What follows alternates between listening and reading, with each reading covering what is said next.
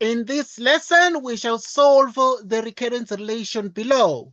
Right, a sub n equals 2a sub n minus 1 plus 3a sub n minus 2 with a sub 0 equals a sub 1 equals 1.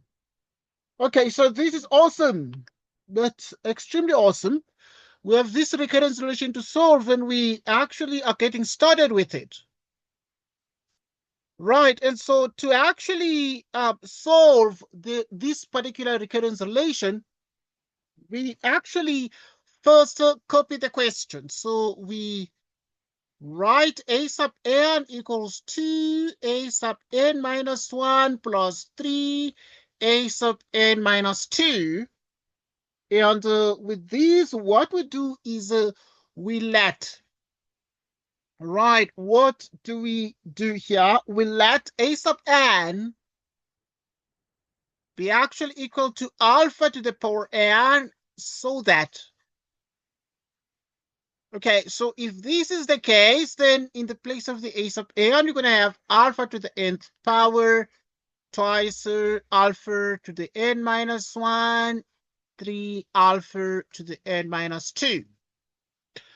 And upon careful examination, if you multiply through by alpha squared both sides, in other words, you take the alpha to the n, you multiply by alpha squared. On the left, we have 2 alpha n minus 1. We have 3 alpha n minus 2. You multiply here by alpha squared.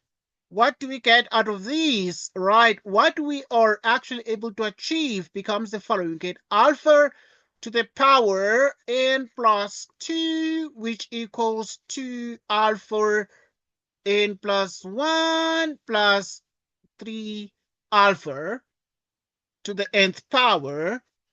And now, upon careful simplification and division by alpha to the n, this means we have alpha squared equals 2 alpha plus 3. Right, and so this gives us alpha squared minus 2 alpha minus 3 equals 0. Upon factorization, this becomes alpha minus 3, and we have alpha plus 1 equals 0.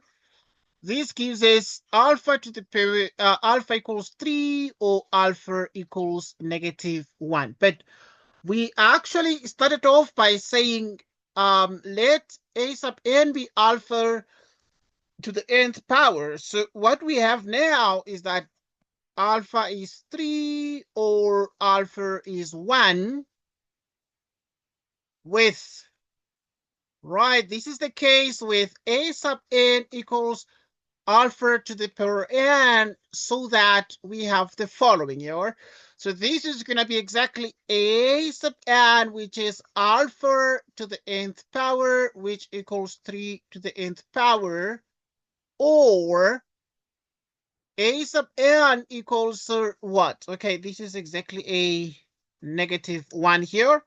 Alpha equals a negative 1, so that you put here a minus 1 as well.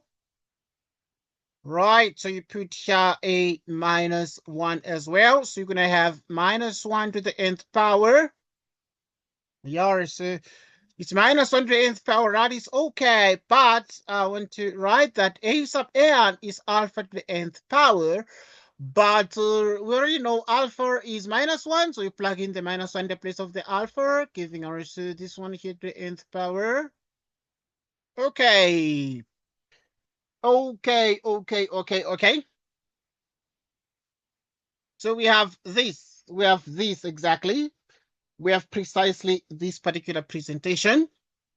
And this particular presentation has certain implications. So this is the case.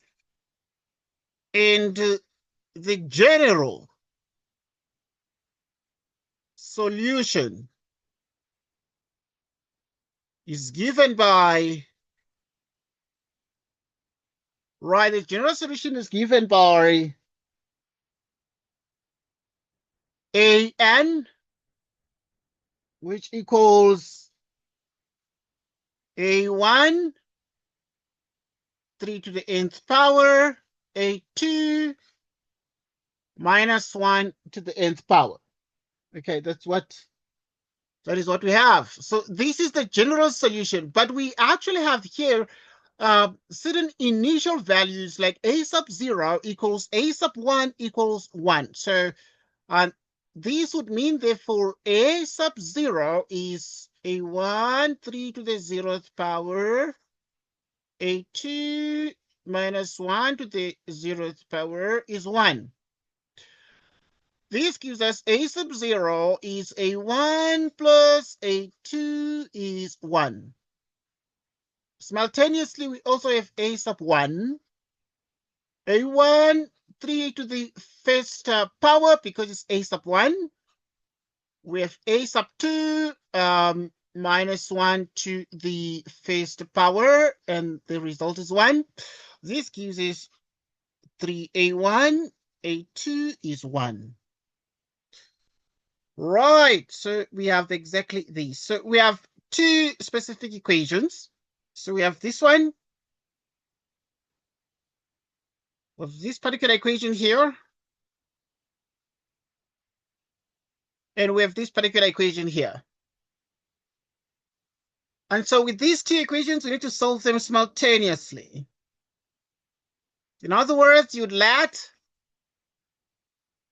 a sub 1 plus a sub 2, 1 be the first equation. And then we have 3a1 minus a2. Right, so you have 3a1 minus a2 be 1, and this is called the second equation as well. It is exactly the second equation as well. And so what then do we achieve out of this? Right, solving them simultaneously, for example, by using the method of elimination, the first equation plus the second, we add them up, which is 2, which is 1/2.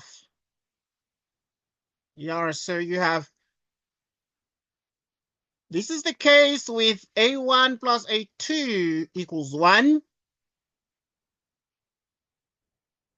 which is 1, and it means that a2 is 1/2. Thus, in the end, what exactly do we achieve out of this? Well, you can say thus a1 is 1/2, a2 is also 1/2, and therefore a1 and a2 are equal to each other. Right, hence the solution to this recurrence relation, we've seen that an is a1, 3 to the nth power, a2 minus 1 to the nth power. An therefore is 1/2, like this, 3 to the nth power plus 1/2 minus 1 to actually the nth power. And this therefore is the solution to the recurrence relation. A sub n is 1/2 times 3 to the nth power plus 1/2 times minus 1 to the nth power. Okay, and this is the answer to the particular question. Is this correct or not? You need to check it out. And so to check it out, so we actually will do a quick check.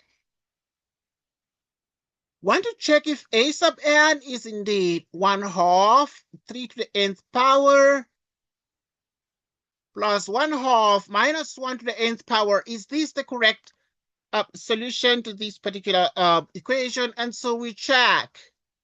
So a 0 must be 1. So a sub 0 is going to be 3 to the 0th power, 1/2 minus 1 to the 0th power. And obviously we have 1/2. 3 to the 0th power is a 1 and a 1. A half plus a half is a 1. And so indeed it is true that a0 is a 1. What about A1? So it's going to be 1/2. Right. So you continue. Right. We continue. Okay. What do? We plug in the 1 in the place of the n. So it's going to be 3 to the first power. And we have minus 1 to the first power. And this is 3/2 minus 1/2. 2/2, which is 1. Okay. So A0 is A1 equals 1. Okay. And so we can be rest assured that A sub naught is A sub 1, which is 1, which is indeed the correct answer. And so we have been able to solve this particular recurrence relation correctly. We thank you for lending us your attention. Until next time. Right. Until next time, take care and goodbye.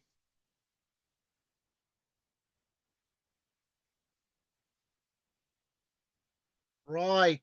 Take care and very goodbye to you.